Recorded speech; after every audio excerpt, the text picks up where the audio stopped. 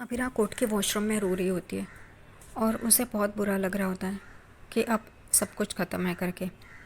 वो अपना मुंह धोने के लिए नल चालू करती है तो उस वॉशरूम में सिंक में पानी ही नहीं होता है। वो अपनी बोतल निकालती है बैग से और अपना मुंह धोती है और आईने में देख के यही कह रही होती है, अब तू क्यों रो रही है?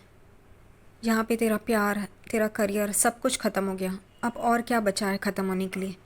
सब कुछ बर्बाद हो गया है। तो अब हिम्मत रख और आगे बढ़। रोना नहीं है तुझे, रोना नहीं है करके। और दूसरी तरफ अरमान की भी वही हालत होती है। अब हीरा की डायरी पढ़ के वो भी बहुत ही बुरी तरह से रो रहा होता है। इतना था तो माँ का साथ क्यों दिया? अबीरा का साथ देता ना, सच्चाई का साथ देता, लेकिन नहीं, उसे तो गोल्डन बॉय बनना था, माँ का लाडला बनना था। अब तो उसे भुगतना ही पड़ेगा। और वो रो रहा होता है।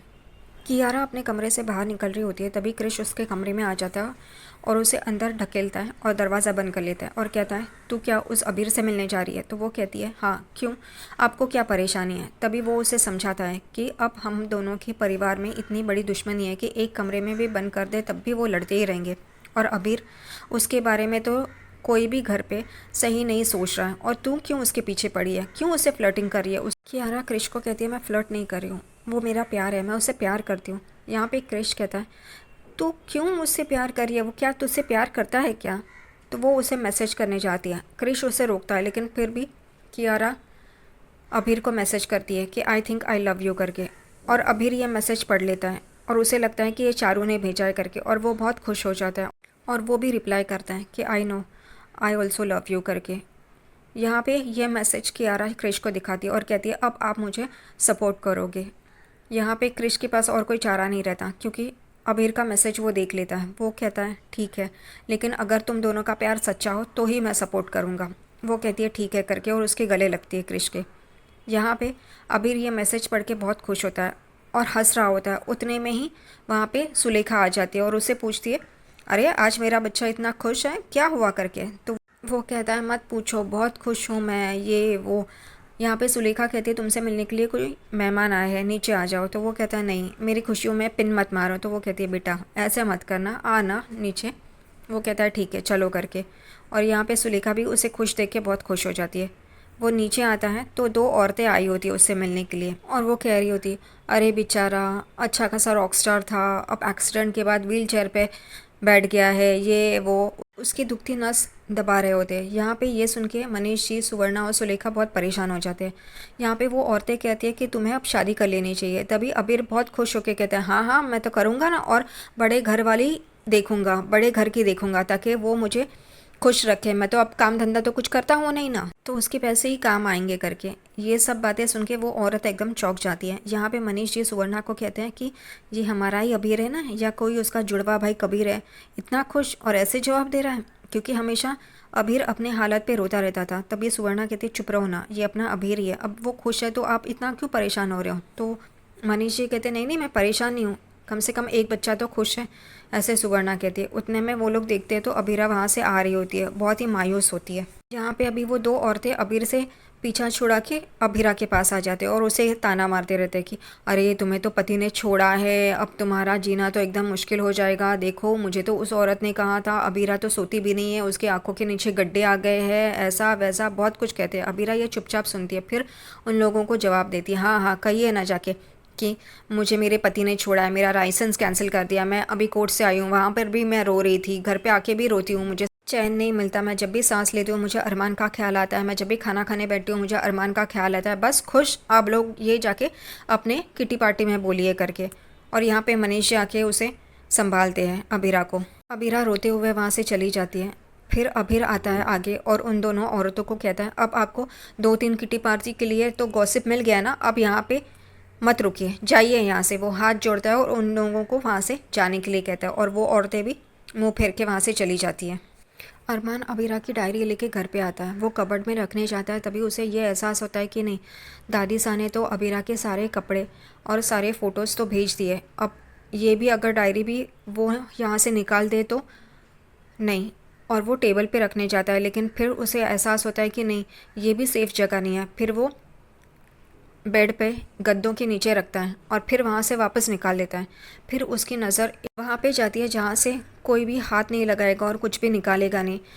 अरमान हमेशा दादी सा ने दी हुई टॉफ़ीज़ उसमें रखता है, उसी में अबीरा की डायरी रखता है और कहता है कि यहाँ से तो कोई निकालेगा नहीं, ये सेफ़ जगह है, अबीरा की डायरी को कोई छुएगा भी नहीं। और वो उस जगह पे अबीरा की डायरी सेफली रख देता है।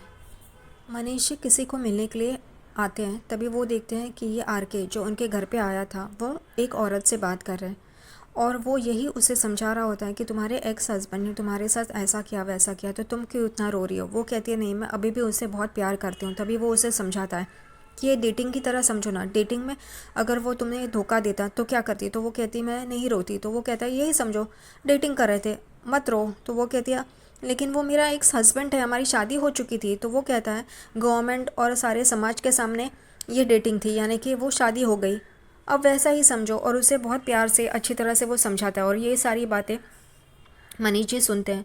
वो उस औरत को कहता है तुम्हें मेडिक्योर पेडिक्योर का कूपन तो मिला है ना। वो कहती है हाँ करके। तभी वो कहता है तो जाओ ना, खुश रहो ना, एन्जॉय करो, उसे जलस करो, तुम क्यों रो रही हो करके। और वो भी खुश होकर वहाँ से चली जाती है। वो उसे गाड़ी तक छोड़ता है। ये सारी चीज़ें मनीष जी देखते हो और उन्हें लगता है कि ये बंदा सही है करके, अबीरा इसके साथ काम कर सकती है, ऐसा उन्हें फील होता है। यहाँ पे वो उसे गाड़ी तक छोड़ता है और वहाँ से चला जाता है। उतने में उसे याद आता है कि उसका फ़ोन नहीं है। वो ढूंढ रहा होता है, तभी वो देखता है तो उसके बाइक पे उसका छोटा भाई फ़ोन लेके बैठा होता है। तभी वो कहता है अच्छा तू है, और उसे उतारता है, बाइक बराबर से स्टैंड पे लगाता है और फिर उसे बिठाता है। जहाँ पे उसका छोटा भाई बोलता है तुम अपने बाल तो सीधे करो, ठीक तरह से करो, ये क्या है। वो कहता है अरे मेरे बाल ऐसे ही रहेंगे। उन दोनों की अच्छी खासी बातें चल रही होती है। वो आर के उसके अपने छोटे भाई को चॉकलेट देता है खाने के लिए और फिर कहता है चलो घर चलते हैं करके। तभी छोटा भाई कहता है वो कबाड़ खाना, उसे आप घर बोल रहे हो। तो वो कहता है क्या कबाड़ खाना बोल रहा है भाई तू। तो कहता है ठीक है चलो अब क्या कर सकते हैं करके। और वो दोनों बाइक पे बैठ के चले जाते हैं घर। अबीरा अपने कमरे में उदास बैठी होती है। उतने में उसे एक नोटिफिकेशन आता है। वो अपना मोबाइल देखती है तो अरमान और उसके कुछ फ़ोटोज़ होते हैं। शायद उनके एनिवर्सरी आने वाली है, उस वजह से वो नोटिफिकेशन उसको आया है और वो देख के रो रही होती है और वो फ़ोन नीचे रखती है। उतने में ही आरके की आवाज़ सुनाई देती है। इस वजह से वो वापस फ़ोन उठाती है और आरके अपने आपको क्लाइंट्स मिले इस वजह से भाषण दे रहा होता है, झूठ मूठ बोल रहा होता है, लेकिन ये अबीरा को अच्छा नहीं लगता। वो फ़ोन रख देती है। उतने में ही मनीष जी वहाँ पे आ जाते हैं और वो फ़ोन देखते हैं, आरके की बातें सुनते हैं और वो उसे कहते हैं कि तुम्हें इसके साथ काम कर लेना चाहिए, ऐसा मुझे लगता है। अबीरा कहती है वो पागल, वो तो एकदम मेंटल है, इसके साथ क्या काम करूँगी। तभी मनीष जी उसे समझाते हैं, कहते हैं कि तुमने अपना नज़रिया बदल देना चाहिए। अबीरा कहती है वो तो सीरियस नहीं है अपने लाइफ में। तभी मनीष जी कहते हैं तुम तो सीरियस थी ना, तो क्या हुआ। तभी वो एकदम चुप हो जाती है। मनीष जी कहते हैं मेरा ख्याल है तुम्हें इसके साथ काम कर लेना चाहिए। और वो दोनों सोच में पड़ जाते हैं। यहाँ पे अबीरा हर एक वकील को कॉल कर रही होती है जॉब के सिलसिले में, लेकिन हर कोई कहता है नहीं करके, पोता से कौन पंगा लेगा करके।